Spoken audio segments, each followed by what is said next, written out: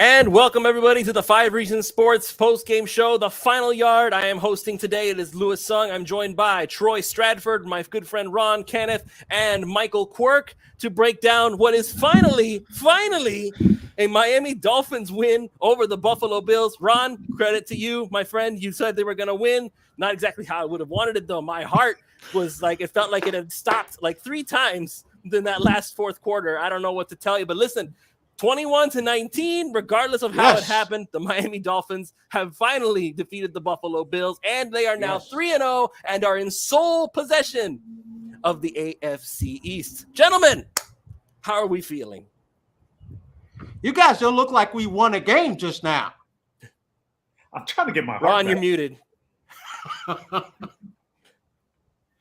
I think we're all in just a little shock right now. I don't know. Oh, I don't know what to okay. think. I was just yelling at the top of my lungs, so mad because we didn't pull Allen down again at the very end, and I thought that meant it was over, but they just didn't have time to get up there. Allen and spike he's a beast, man. He is hard to bring down. He makes throws. He makes runs. He is a beast. He got my respect here today. He's a one-man army, but he's like 400 yards, 2 touchdowns. Mind you, he got sacked 4 times, but 63 passing attempts. Like, you don't even remember the Bills running the ball. It's like he was not only their lead, he's also their lead rusher, 8 carries for 47 yards.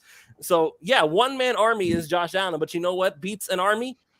A one-man army cannot beat a 11-man army. And these Miami Dolphins, this defense, credit to this Miami Dolphins defense, because as many yards as they gave up, they were out there. It felt like 3/4 of the whole game. Like the whole game, they were out there. They held on tight. The difference between the two locations, Buffalo and Miami, came through today, because as much as we saw Miami players getting cramps, they were tired, they were sweating, they were going down with injury after. But Buffalo was even worse. Like Stephon Diggs could not string together 2 plays at a time before having to go back to the sideline to get some more water and get some more air. So the heat actually played a factor in this game. Like, we keep talking about it. It's like, oh, it's an advantage, but how much of an advantage is it really? No, today, it was a massive, massive advantage for the Miami Dolphins, because those Buffalo Bills could not hang on with everything that was happening. And by the way, I'll also say this. Devin Singletary, I knew every time the Dolphins brought the house to Josh Allen, he just dumped it off to the guy, and I was very worried about that. But nevertheless, we did win this game. It's hard to, the much as I'm talking about it, it's hard to believe we actually won, because we're talking about how amazing the Buffalo Bills offense was. Troy, break everything down the way that you saw it happening today for us, please. I saw a defense who willed their way to win this football game, because it was brutally hot out there. You just mentioned about how the Buffalo Bills players were going down. Some of the Dolphin players were having issues as well. And you look at the time of possession. I just looked it up. 40 minutes and 16 seconds for Buffalo, 19 minutes and 20 seconds for the Miami Dolphins. And I sent out a tweet right before half, I believe, or during the third quarter, saying which team is going to run out of gas first, because I knew that fourth quarter is going to be brutal for both teams.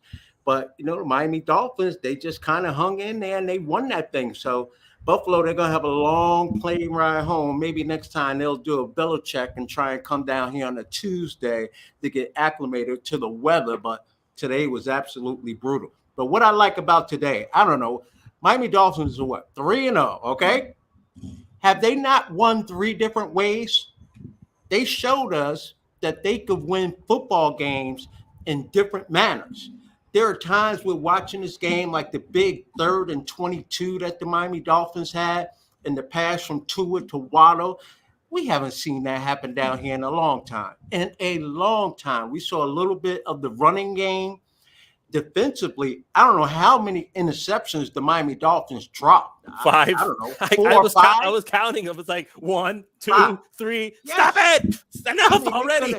They could have had this game put away a while ago if they could have just held on to the ball defensively. But, you know, Baker was all over the field. Howard was all over the field. The guys up front, they just kept putting pressure on there. And Josh Allen, again, he just remained calm. amongst all of that storm that was coming at him, credit to him because he got the job done. But overall, credit to the Miami Dolphins. You look at Coach again on the sideline, acting like, he's at a church service or something, no expression, just calling the plays, getting the job done.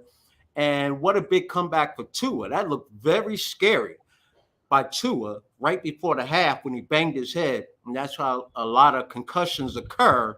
So I was happy that he was able to shake that off and come back, pass the protocol, get back in the game, and make some nice throws in the second half as well. So apparently what had happened with Tua, it wasn't even that it was his head. It was apparently his back had locked up from the previous play or something along those lines. And that was why he ended up falling over. From the attempted quarterback sneak for the touchdown where he tweaked his back, apparently. Then he kind of retweaked it before, and that's why he was wobbling. At least that's what they said. I mean, I guess sounds good to me. Yeah, exactly. I got back in the game. Yeah, we'll take it. Can we open up an investigation again? Yeah. Why do you keep investigating us? Yeah, concussion gate.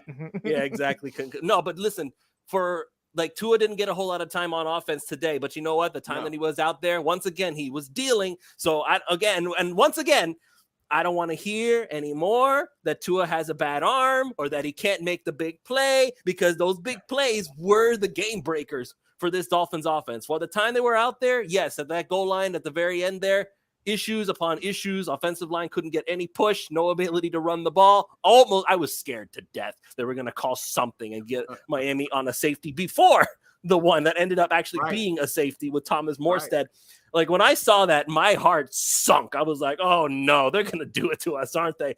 But again, I thought they were going to take a safety.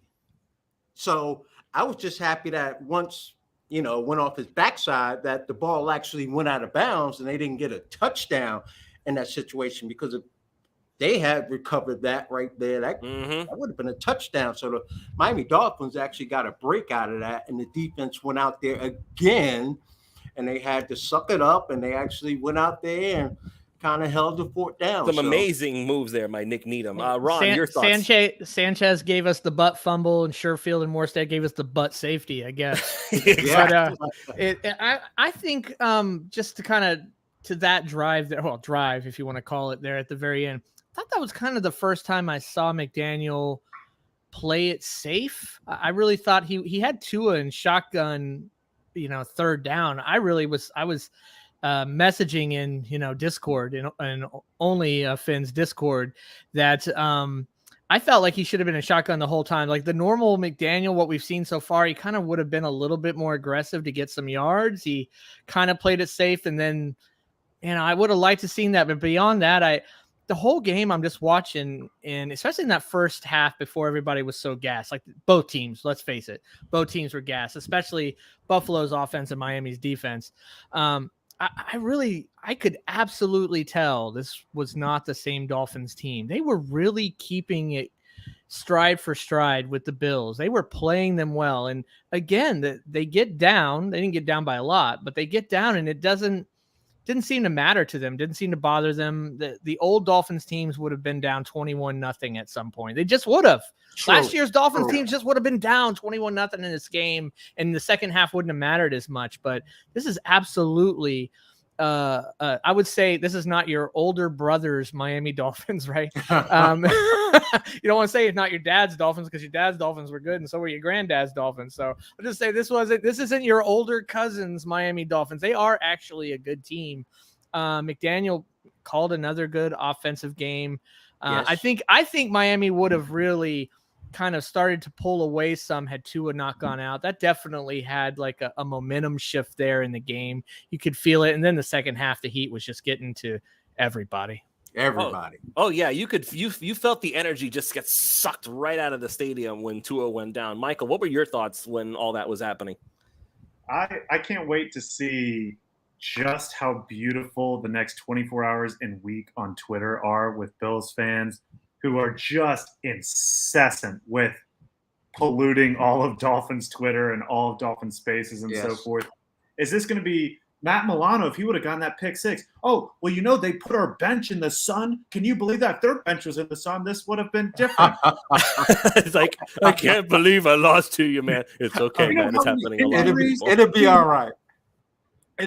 there is going to be excuses for days. Oh, if he would have gotten that snap and we had Mitch Morse healthy, could have spiked it and kicked the field goal before the half, and on and on and on. But for once, we are not on the excuses end. We are on the victory end. Even if we did it one. That's which true. Is, did you guys put Skylar Thompson in? Never thought that I'd hear that today, but we had that one Teddy Bridgewater.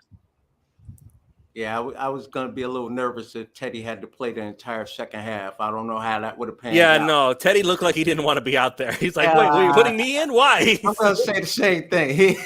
It looked like it was like a big situation for him. And he was like, do I really have to go out here and play in this game right now? You know, it did not look well to start. But anyway, so you wanted to ask a question. Yes. Did you guys, any of you, face a hater or a non-believer in Tua early this week saying, now if he gets it done versus Buffalo, I'll give him some credit finally. And I'm sitting here saying that's like buying Google stock or Apple stock after it already performed. Like, get ahead of the machine, get in front of the train, and get on the bandwagon now, because again, it doesn't come down to Tua. It comes down to the system that they're running and the talent that they have on this football field. And his job is so much easier. So there are times, I'm not saying exactly like he looked when he was at Alabama, but he has so much time to throw at Alabama, and wide receivers were always open. You see a lot of that happening down here with the Miami Dolphins right now, in my opinion, that is. How about all the people who tried to poop on the deep balls to Tyreek last week about, underthrown and blah, blah. Yeah, busted coverages. Jalen Waddle throw. What can you say about the Jalen Waddle throw downfield? That it was perfect. Right on the money. Ron, you're muted again. Yeah, it was a perfect throw. I mean, Tua's, we know that Tua has a few limitations, but what he does so well, it doesn't matter. I mean, Dan Marino had limitations. He couldn't run a 4.2. Did it matter? You know what I mean? So thank you. So yeah, he has a few limitations, but what he does so well. And McDaniel seems to know how to really get the best out of him. And this offense is an NFL offense, a modern NFL offense. I'm watching some of these football games here, and you can really see the difference in the teams that are running modern NFL offenses and the teams that are not. Like, I was watching the Titans play, and man, their offense is like something from like 2007. You know what I mean? It's just look ancient, right? Yeah, it's just the way they're playing it, the way they're calling it, the way the design looks ancient. The Dolphins have a modern offense. They have good players. I'm really proud of this O-line, man. This O-line, like, the scheme really has mattered. It really has made a difference for them. And they're even starting to, I mean, we still haven't run the ball great, but we're even starting to run block pretty good. We just didn't run the ball a lot. I think our time will come with the run a lot game today. Too. Yeah, it's true. We didn't do anything a lot today. You're right about that. But yeah, man, I mean, it was just a gritty win. It was tough. Could have gone either way. For sure could have gone either way, and man, that heat. Wow, I didn't think the heat. I've heard so much over the years. In the past, you'd hear about it. I mean, Troy, I'm sure you could speak to it. Obviously, you'd hear about, man, that heat in September in Miami, and Miami was so good in September, and they could just, and then lately it seemed like it was non-factor because we didn't have a competitive team. I think that's what I was missing. The difference was we didn't have a competitive team. Now we have a competitive team, and the heat is now a factor because the other teams have to go all out. You could see, like, it was just as hot last year, week 2, Buffalo, when we played Buffalo. It was just as hot. They smoked us because we just weren't competitive. The heat wasn't a factor. But when it became a really close game and we showed that we can be competitive, and we can be competitive with Buffalo, let's face it, we can be competitive with any team in the NFL. Doesn't mean we're going to beat every team, but we can be competitive. We're good enough to be able to be competitive with any team. I think that's what we learned today. And like Troy said, to win in different ways. That's what I like. Just whatever it takes to keep winning. I keep waiting to see what McDaniel looks like in a press conference after a loss. I guess we'll just keep waiting. I hope I never get to see. I mean, we're going to see, because they're going to see eventually. But you know what? This is going to be interesting because now the Cincinnati Bengals are coming up on Thursday. Troy, you've had to do short weeks, I'm sure. How Yes. hard is it to be able to turn around this fast and actually be able to get in the game after a game like this, like just absolutely roasted? It's more of a mental week than a physical week. You're only really going to get one day to practice. And on that day, whereas you usually have offensive one day, defense another day, you have to practice both of them in this one combined practice. It's doable. Now, for the veteran players, the guys who are nicked, they could use the extra 2-3 days to get ready, because it's amazing how your body just recovers in the span of like a week when you're in that great shape that they're in. But when you're an older player, Thursday comes like in 24 hours. And so that's tough to turn around and play. For the younger guys, they could just go out there and just keep playing and keep playing. But the short week, Miami Dolphins, they're going to benefit again, because the Buffalo Bills, they had the Monday night game. So they had to really lose a day of practice. And now the Cincinnati Bengals, they're going to lose a day as well. So the Miami Dolphins, the schedule has served them, minus the teams that they were playing against, the schedule has served them pretty well. Oh yeah, and it's an even playing field. Don't absolutely. So now I just want to point out, because we have a lot of Buffalo Bills fans in our comments right now, absolutely upset over what happened. And to be fair to them, I'm going to be fair to them. They were out Micah Hyde, they were out Jordan Poyer, they were out a lot of their star defenders. And so obviously that made a difference. But at the same time, I just keep thinking to myself, you can only play who you play. So the Miami Dolphins won this game. And regardless of how many people were injured, it is what it is. So do we think that if Tre'Davious White was in the game, would have made a difference? Yes. Do I think if Jordan Poyer and Micah Hyde were in the game, it would have made a difference? Yes. But they weren't in the game. And by the way, at some point with the way this game was going, you saw even Stephon Diggs go out of the game over and over again. Like, the only ones who actually did not leave the game were pretty much Josh Allen. Like, he was the only one who never actually left the football field, it seems like. And so with that in mind, it's more than likely that after a time, Micah Hyde and Jordan Poyer and all them guys would probably end up being on the sideline for a little while anyway, just because of how freaking exhausted everybody was. Xavier Howard went out of the game for a little while because he was just like, I'm dying here. Can somebody please give me a break? And so I just feel like, as much as we want to say, yes, the Dolphins beat a weakened Buffalo Bills team, every team to some degree is weakened. We didn't have Jalen Waddle for a little while there. We didn't have Greg Little for a while there. We had to call on Robert Jones and maybe even Larnell Coleman for a little while. Yeah, I'm sorry. We had Larnell Coleman. They had Rousseau and Von Miller. I don't want to hear excuses. Larnell Coleman is a practice squad guy, and honestly, he's not even that, he's man. barely Like, good I'm enough over to him. be that. I mean, no offense to the guy. I mean, he's better than me, obviously, but I mean, come on. I don't want to hear it. Like we had our issues too. We had injuries too. We haven't had Byron Jones. Like, this schedule has been brutal, like completely brutal. And we clearly see that the Patriots are a better team than we thought. We just made them look bad, right? I thought the Patriots were just trash. The Dolphins just made them look really bad. Well, I don't know. I mean, yeah, they lost today, but they play the Ravens pretty competitively. I don't buy into they had injuries. Like you said, Lou, we all have injuries, right? At some point, I had to go back to training camp and think about all the shuffling that the Miami Dolphins coaching staff was doing with the offensive line. You need to learn this position. We're going to put you over here. We're going to put this guy over here. We're going to do this. We're going to do that. It pays off, because when you are an offensive lineman and you're on the left side of the line, and then all of a sudden you're on the right side of the line and they call a play, your responsibilities change quite a bit. And for those guys not to have these massive breakdowns, flip-flopping positions, I think that's a credit to how they're coaching those guys over there, and the attention that they pay to, they pay attention to detail. I was pretty impressed with that as I saw all the injuries on the offensive line today. No, the injuries on the offensive line. I really thought those were what were going to do us in. Like, we had so many things happen. Like Tua's not concussion, which, by the way, I was stunned. I thought he would have had a concussion. Believe me, I thought the game was over. I thought he was I thought it was over. Yeah, And I was thinking to myself, is it was Tyler done. Thompson active? Oh no, he's not. Because I'm like thinking to myself, I don't want Teddy Bridgewater out there. I'd rather have the young rookie guy out there, to be perfectly honest. But Ron, so remember we were saying that we would be lucky if we would get out of this 4-game stretch 2-0.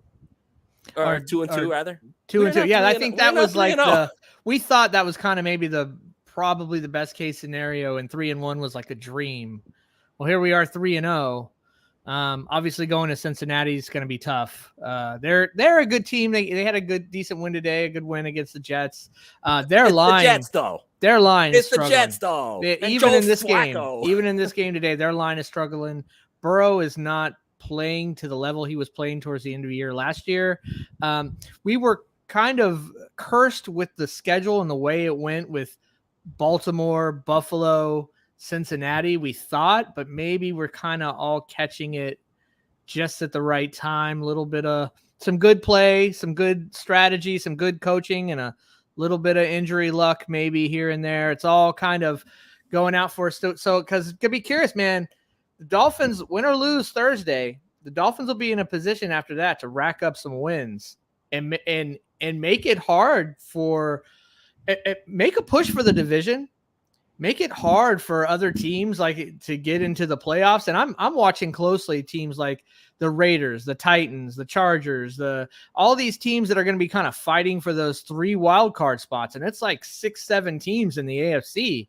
We're going to make it hard for them if we don't win the division, but we're pushing to try and win the division because we are going to rack up some wins, hopefully, in the softer part of our schedule in the middle of the season. And then hopefully our offense will just start to get better and better and better. I think they will as they get smarter and get more used to the play calling and the schemes and everything. And I just, man, I mean, what can you say? I never thought we'd be sitting here 3-0. That's for sure. I have to admit that. Did not see that coming. And by the way, getting better at the offensive play calling and getting used to play calls, that goes for the coaching staff too, because you saw those 2 timeouts on the same drive. Yeah. Them trying to get everything organized. They're still having a little Nathaniel communication Hackett-y issues here. Felt kind of like Nathaniel Hackett was there a couple times, having some struggles, but we still got past it. I mean, we even got past our own mistakes. Yeah. By the way, though, I haven't mentioned our sponsor, Prize Picks. I didn't do so good on my Prize Picks this today. Like I had Tua over 2 touchdown passes. That didn't happen. I had Tyreek. By the way, that's the craziest thing of all. How many times let me see the box score. How many times was Tyreek even targeted? 4 times all game long for Tyreek Hill. Would you think we'd beat Buffalo? Did Tyreek Hill have like 1 catch or two or 3 catches? He had Tyreek Hill 2 catches for 33 yards. The star of the show, as far as the Dolphins' offense, was once again Jalen Waddle. Again, those deep shots made all the difference. But that's what makes it so hard, Troy. I'm sure you could speak to that. I mean, you know what it's like to have a couple good receivers on a team, man. Like it's a pick your poison. Like they said, you know what? We're not going to let Tyreek smoke us over the top, especially with this beat up secondary. But you can't try and leave Waddle 1-on-1. The guy is such an amazing route runner. I think that's where people are missing it on Waddle. I think he is such an amazing route runner for a guy who's played 19, 20 NFL games now, something like that. That guy is one of the best route runners in the league. He's one of the best route runners in the league already. He really is. Yes, he is very smooth running his routes. Playing him in the slot at times is like stealing, to be honest with you. It's just so difficult to cover him. And I'm sure you guys recall after the catch, the 22-yarder, where they picked up the 22 yards for the first down, they showed the replay and they showed the effect that Tyreek had on the other side of the field. He sat down and that deep safety was so worried about Tyreek that here comes Waddle sneaking in the backside, and now he's too late getting over there to cover the deep ball. So when the Miami Dolphins, and this is why I was so giddy about this season, going back to training camp, the first time I laid eyes on Tyreek Hill, I said, I've never seen anyone like him on the football field when it comes to just flat out speed. He's a game changer. And the effect that he has, I lost, by the way, also on Prize Pick because I had Tyreek Hill, what was it, over 80 yards or something like that receiving. So I Which missed out probably on felt that. like a slam dunk at the time you're doing it, Oh, right? I had Waddle, I had Diggs, and I had Tyreek Hill. And Tyreek is the only one that did not reach the numbers. So I lost that one. Oh, did you do the power play? Yeah, I did the power play. I went for all three. I always play it safe. I always do the flex. So I want to get something out of it. To piggyback on what Troy said about trying to win different ways, not only have we done it each game, we did it in this game. Because the first half, it looked like we were just going to have to go score for score. That's it. They score, we score. They score, we score. That's the way this game's going to have to go. Then all of a sudden, the second half, things started to change. I'm like, okay, guess we're going to play a different type of football in the second half. And we did that too. I mean, just fantastic. Fantastic. That speaks volumes to me. When a football team could beat you in different ways. I mean, that speaks volume because no matter what type of game you're in, everyone on the sideline is like, hey, we've been here before. We're all right. Just button up. We're good. Let's go. Keep pressing forward, and we're going to get this thing done. And so week 1, then week 2, week 3, they go back and they review the film and, they celebrate for one day, but they go in, they go back to work, and all they're doing is just building on top of successes. Yeah, of course, every game you have breakdowns and you have failures, but the Miami Dolphins, they have building blocks in place already that they just continue to build on top of. They keep stacking them, and the confidence of this football team is only going to get stronger, and stronger. And so with that in mind, we can look forward a little bit to Cincinnati. The offensive line for the Cincinnati Bengals right now is absolutely terrible. Like, we've been facing some pretty solid offensive lines so far. Buffalo, the Ravens always have a solid offensive line for the most part, even with all their injuries. And of course, New England with Dante Scarnecchia, he's gone now, but he's that whole lingering idea. They know how to get offensive line work done for the most part. But now Cincinnati, and by the way, Jalen Phillips, Manuel Ogbah, Christian Wilkins, who, by the way, Christian Wilkins, like, Troy, have you ever played with a prankster like Christian Wilkins? I don't know what Wilkins did to tick off Josh Allen. Yes. But it cost Buffalo too. It cost them big time because the quarterback lost his cool in that situation, and the referees saw it and they penalized him. Like, when I saw it was Josh Allen that was throwing up fit, I was like, oh no, they're going to penalize Wilkins. They're not going to hit Allen with a penalty, are they? And they did. They didn't have a choice. I thought to myself, wow, Christian Wilkins, he's like a goblin. He's a gremlin out there. He drives people crazy. I said in OnlyFans that Christian Wilkins would have made a hell of a Detroit Piston back in the 80s. Oh yeah, bad boy. Yeah, just getting under people's skin, getting to them. So it's a couple other kind that are a little bit more modern that I can't remember some of their names, but just gets under their skin and just kind of even not over one game, but after game after game after game that you can't get. It's like flying around. Steven, I guess a more modern Steven Jackson from the NBA. Yeah. Like so that. Annoying. Yeah, right. just annoying. Exactly. But in this case, it actually Beverly, paid who off. just signed with the Lakers. Like, Pat Bev, yeah, for sure. Just like, you just want to smack the hell out of him and say, "Will you just shut up one time? Let's just play sports."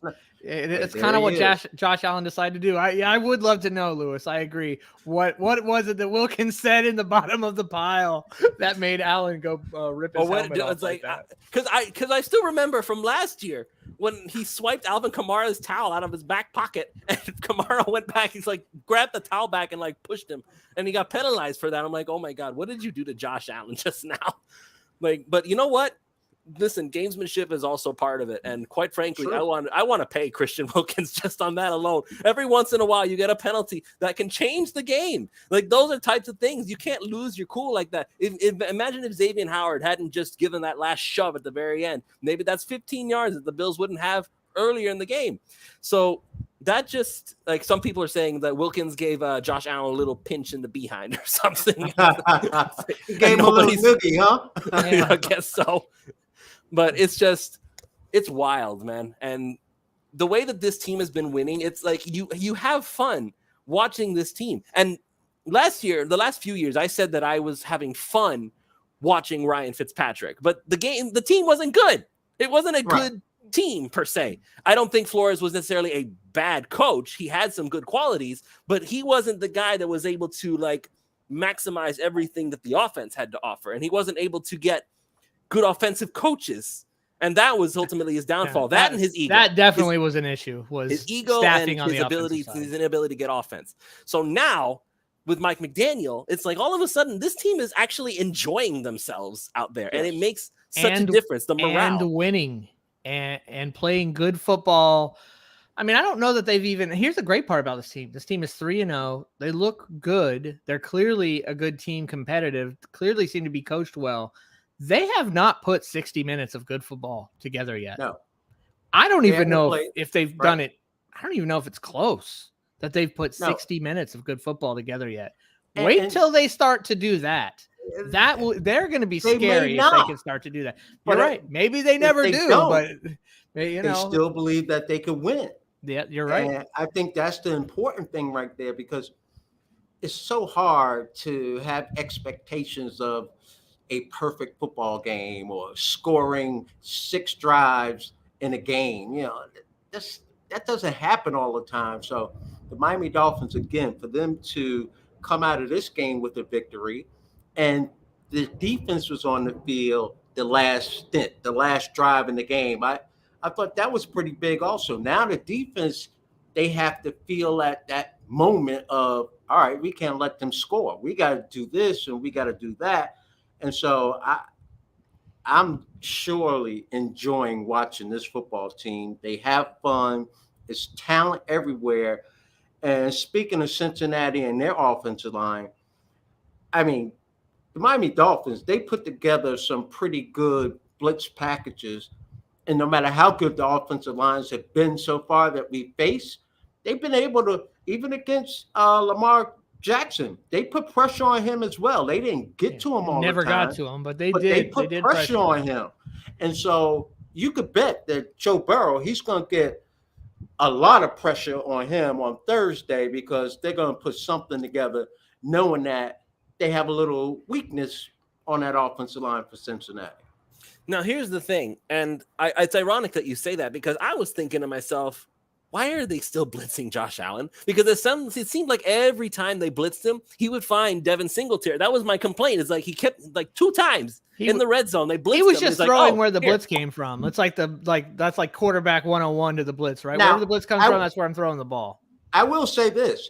I think that was Buffalo's good game plan of, we're going to keep the running back in to block, to help out, because you saw in the 1 touchdown pass, that running back, he had the option of either picking up that blitz. They don't give you the option, but he knew on that particular play, hey, you're going to have that linebacker right there or the DB right there. If he rushes, all you got to do is break out in the flat and you're going to be wide open. And so I give credit to Buffalo. That was part of their game plan, to dink and dunk it. I think the Miami Dolphins, if you think back on the game, defensively, I don't think they tackled well today. There were too many times they would dink it down. And I mean, credit to a running back. Jalen Phillips missed tackle. I thought to myself, how do you get right on top of his back and you still let him get away? Now, I give credit to the Buffalo Bills running backs, because me being a former running back, I'm sitting there saying, I got this ball out here in the flat. I got a one-on-one with this defender. That one guy is not bringing me down. So where I sit here, because I'm a Dolphin fan, I'm looking at from the Dolphin side, I'm sitting here saying tackling could have been a lot better in one-on-one situations. But then I got to say, okay, running back's supposed to win those situations. But it was better to give up those little dink passes to the running backs this year, as opposed to what we saw last year when they were bombing down the field, 40, 50 yards down the field, and we couldn't do anything about it. But you know what? Who was an absolute stud on defense today? And somebody brought it up. I'm gonna pull it up here. It was Ashley Kennedy.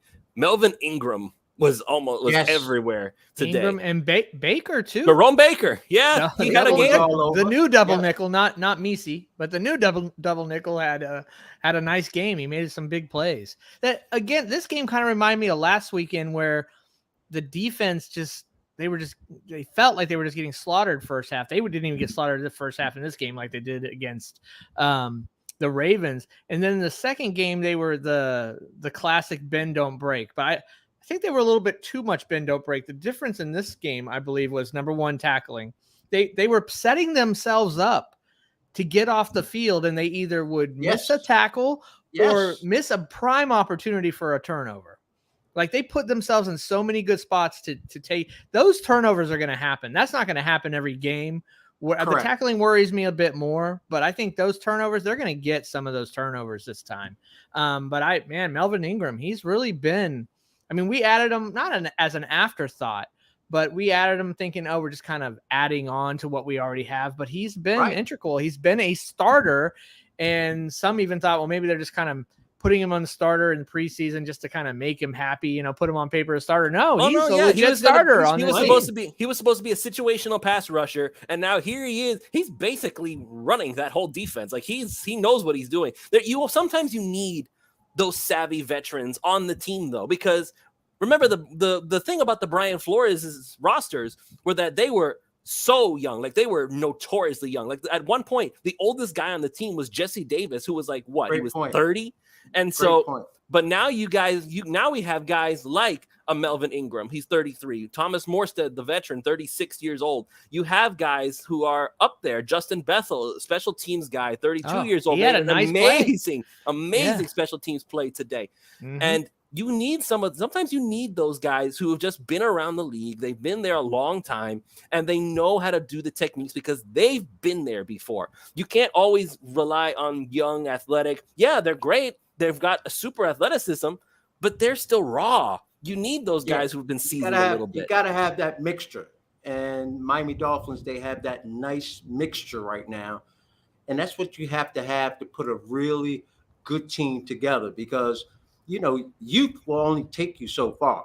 You got to have that craftiness. You got to learn the tricks of the trade, how to beat this guy. You got to have guys who have been in the league already, who played against certain guys, and they're going to give you a little tip on how you just need a little edge to beat this guy on this particular play. So I like the mixture that's going on with the Miami Dolphins right now. And speaking of it, while we're talking about veteran leaders, I'm going to give a special shout out for the second week in a row to Teron Armstead. Did you see? Look, you saw last week. He basically turned around. You saw it, Ron. He told Tua, like, settle down. Let's take a minute. You saw him turn around and tell Tua, okay, relax, let's go. We'll keep going, but just take it easy. And Tua responded to that. He wasn't like, leave me alone, old man. He's like, no, I hear you. I understand. We'll keep moving. He did it again today, Teron Armstead, not specifically to Tua, but he saw that they were not going to be able to get the snap off in time. And before Tua reacted, Armstead, he's the one that called the timeout and said, no, timeout. I'm like, wow, man, that's veteran headsy right there, man. Like that guy has meant so much more to us than just blocking. I don't think I ever played with an offensive lineman that stood up and called a timeout. Like, the quarterback would be like, what the hell are you doing? I don't think I've ever seen that in a football game that I played in. I'm sure it happened, but that's a very good point that you point out because that's just showing once again, paying attention to detail that an offensive lineman sees the clock in the end zone. He's like, wait a minute, we got to call a timeout here. Like, I'm sure they'll have a good laugh with that in the meeting room tomorrow. And you know what's great? You don't have a super egotistical quarterback or head coach that's going to have an issue with that because it was the right call. It was the right thing to do. They trust Armstead. They brought him here for more than just stoning defensive ends all day, which he's been doing. With a messed up toe. He's not even at his full strength. His experience, his leadership. I mean, that guy, like, he's amazing. I mean, he coaches other NFL offensive linemen in the offseason. I mean, the guy is just – he's special. He's super special. We paid a lot of money for him. He's been worth every penny so far. And I by the agree. way, injury or no injury, it's been 3 games. He's played in 3 games.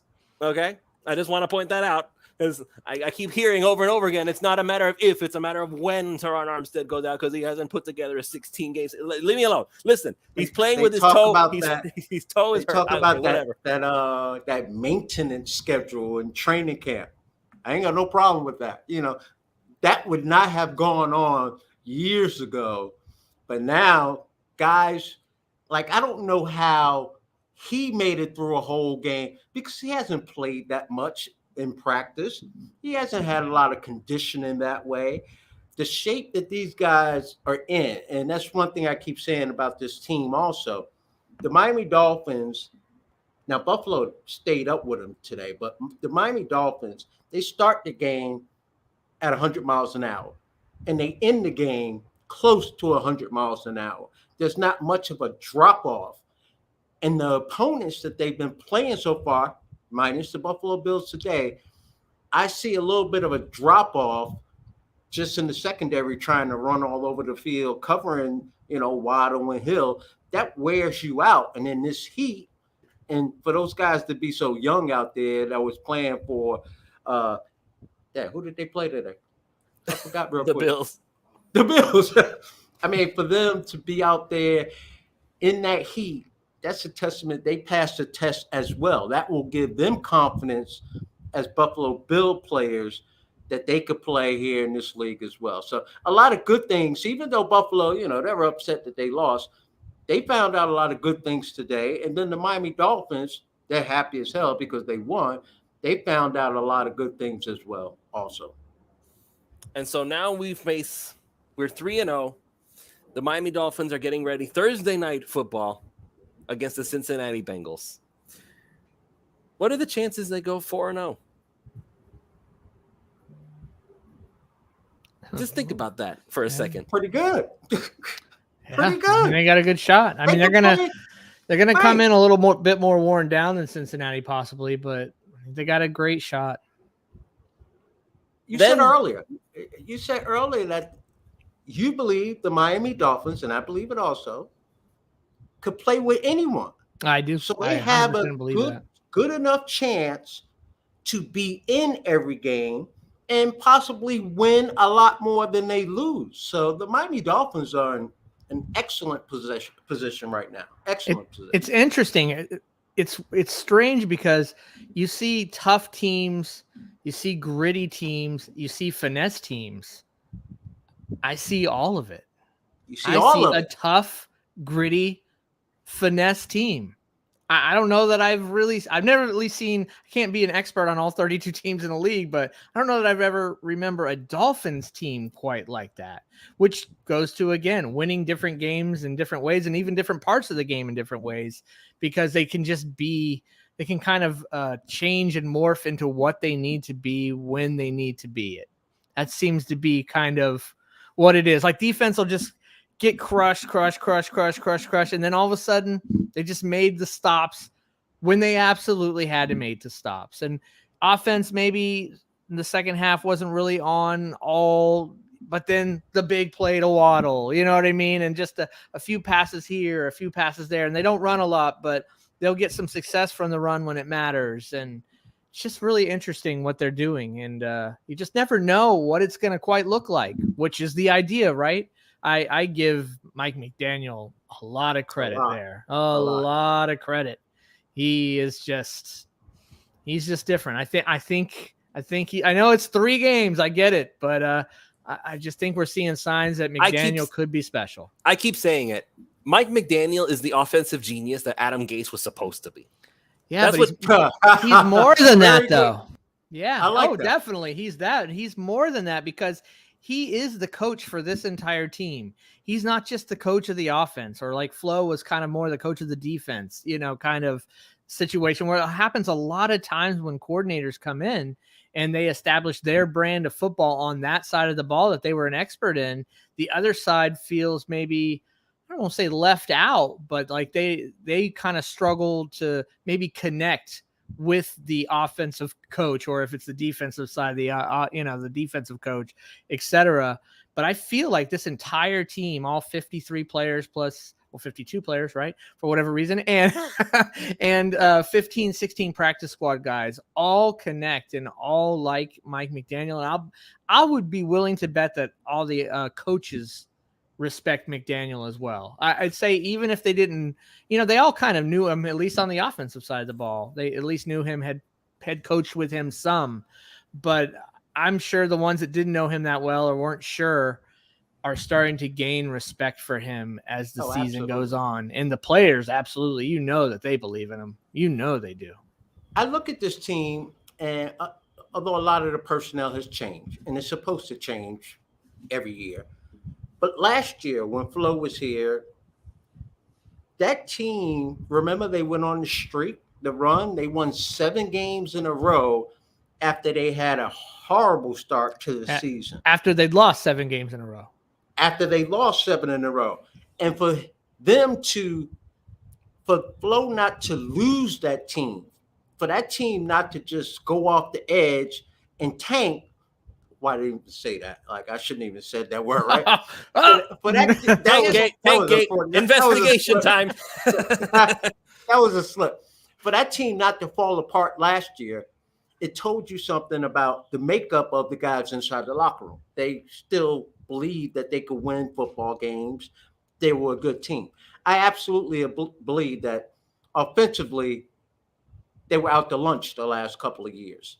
And when people were so critical of Tua, I just said, it's not him. He was put in a situation that was set up to fail.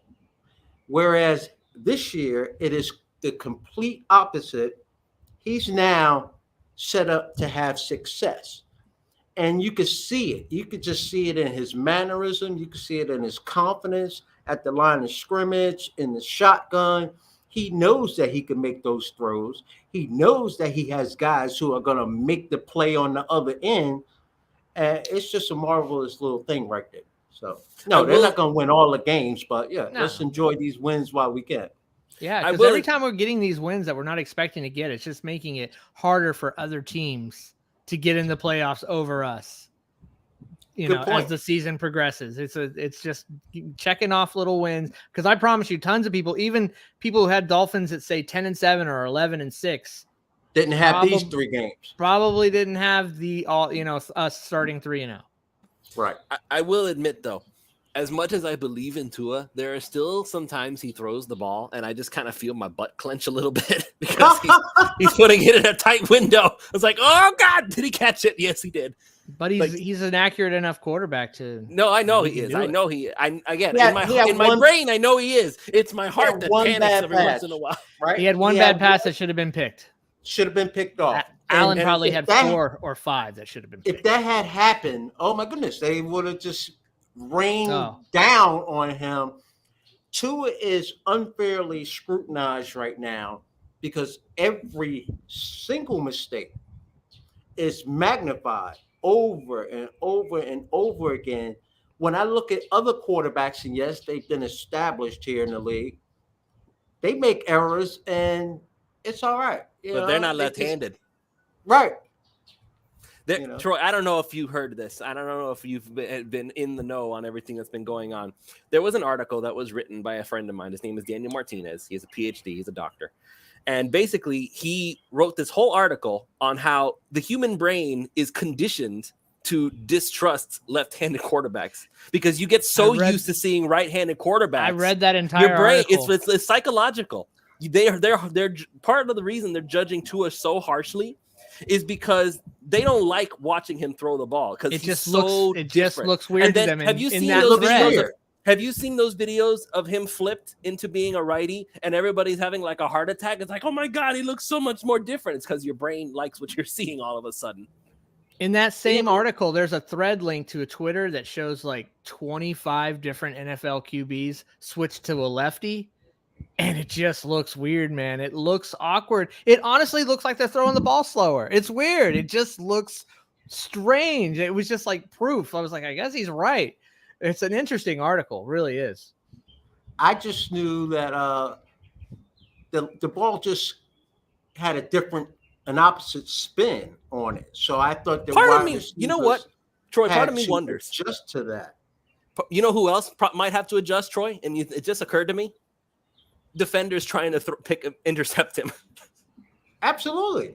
Because It's like, I wonder how many of those dropped picks are because the ball's spinning the other way. That's just like Belichick sure likes that plays a role. left-footed. He likes left-footed punters because the ball spins the opposite way and it causes a few more fumbles. It's like the same concept.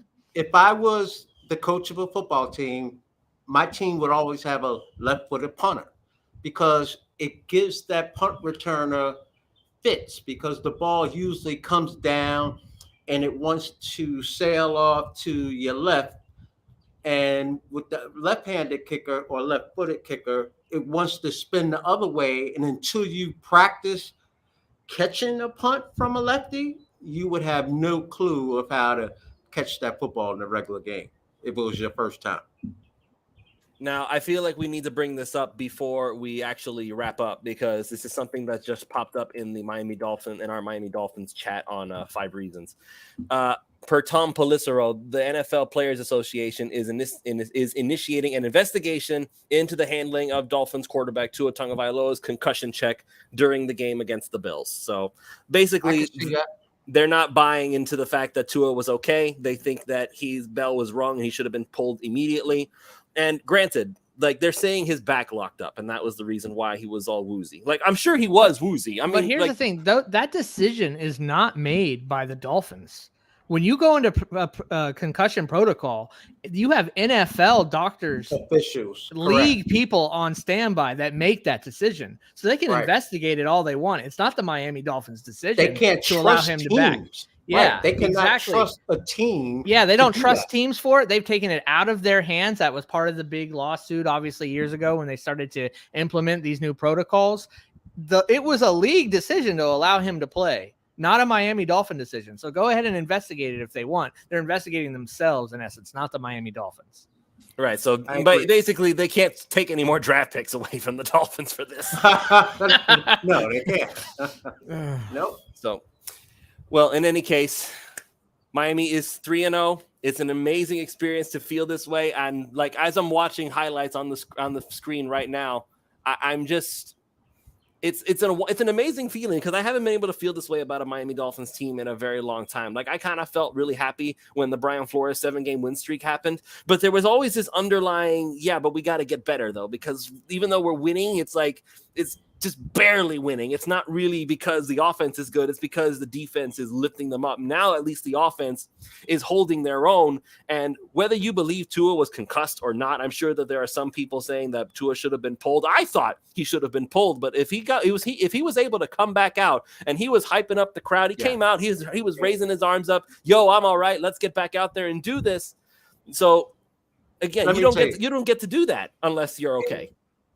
If he had a concussion, there's no way he would have been able to play in that game because he would not have remembered the plays, formations. He would have remembered none of it. And he definitely would not have been able to hit Waddle deep on that massive pass. Troy, do you remember when Dan Marino got a concussion and against Seattle in the playoffs? Now, this is back when Seattle used to be in the AFC before they realigned, and he went back into the game and he threw a touchdown. To this day, he still says he doesn't remember throwing. Wow. Yeah, that was crazy. I'm not aware of that, but I recall playing with guys who get concussed. You know, they get a little bit of smelling salt back in the day. That's what they used to do. Pop the vial, sniff this, and they would come into the huddle and you just had to tell them what to do. Like I remember Clayton playing in Cincinnati. He had his bell wrong. And so he came back to the huddle and you could just look at him and say, dude, you all right? Like, you don't look good. What do I do on this play? Run down there 15 yards, it didn't turn out. And he just would listen to what we had to say and he ran the play. But he should not have been playing in that game ever. And so it's good that the NFL finally has cracked down and put some new, safety checks in place to protect players from themselves because guys don't want to come out of the game. Speaking of injuries, Manny in the private chat here is saying that there are reports that Mac Jones tore his Achilles for the Patriots. Ooh. Oh, man. I mean, I don't think Mac Jones is very good, but I would have rather it be proven on the field. Ooh. That's too bad. So So I guess yeah, they go to now Hoyer. Brian Hoyer is next up. So, Ooh. I mean, hey, is this Patriots? Maybe Bill Belichick isn't going to catch Don Shula after all. Yeah. We hope not, right? Maybe not. We hope not. Maybe we'll get lucky. All right. Thank you all. We're going to go ahead and wrap it up here. Any final thoughts before we call it a show and I pitch prize picks to everybody? Beat Cincinnati. That's it. That's it. Yeah. Here's your chance to really get through this stretch that we thought was going to be a nightmare. No one thought 4-0. You know what I mean? Yeah, no for one real. thought 4-0. So here's your chance. You little beat up, short rest. They got short rest too. So, but you know what? Somebody's let's coming take back advantage. after that. Let's take it. Let's win a game different than we've won this one. Let's take advantage of that porous offensive line they got. And Correct. let's get at Burrow all day. Let's, again, go in a direction and win a game we haven't won in a way we haven't won so far. And, if it ends up with like an Ogba walk-off safety, in overtime, we'll take that too, right? That's too close. That's too close? I want to jump on them right from the start. I want a double-digit victory. Yeah, let's just smash them and not leave any question. Defensively, yes. Pound that offensive line. That's what I want to do too. Yeah. And by the way, after that, Byron Jones comes back. So who knows? The defense may play completely different after that. True. Like they may be able to change their whole defensive philosophy because now they have Howard and Jones back. All right. So that's going to be it. We're going to go ahead and call it a show here. But before I go, just want to mention once again that our sponsor is prizepicks.com, the revolutionary fantasy platform game where you can pick up to 5 different players across professional sports leagues, whether that's the NFL, the NBA, the MLB, or one of each. It's up to you to decide how you want to do it. Just choose the over or the under on those individual players' fantasy projections. And whether that's individual stats or the classic fantasy point projections, you can choose that as well. And they will even give you freebie picks and special offers all the time. So be on the lookout for that. Just use the promo code 5, that's FIVE, and they will match up to $100 on your initial deposit when you first sign up. Again, that's promo code 5, FIVE. And by the way, it's still a safe bet, I think, to choose Waddle and Hill on the over every week. It's just that this week the Dolphins didn't get to play in the offense. That's what made the difference. True. So That's true. With all that said and done, thank you all so much for joining us. I want to thank you, Troy. Thank you, Ron. And of course, Michael, who was here for a little while, but he had technical difficulties. We thank him as well. Manny for producing as always. Thank you so much. And we will see you all next week. See you. You got it.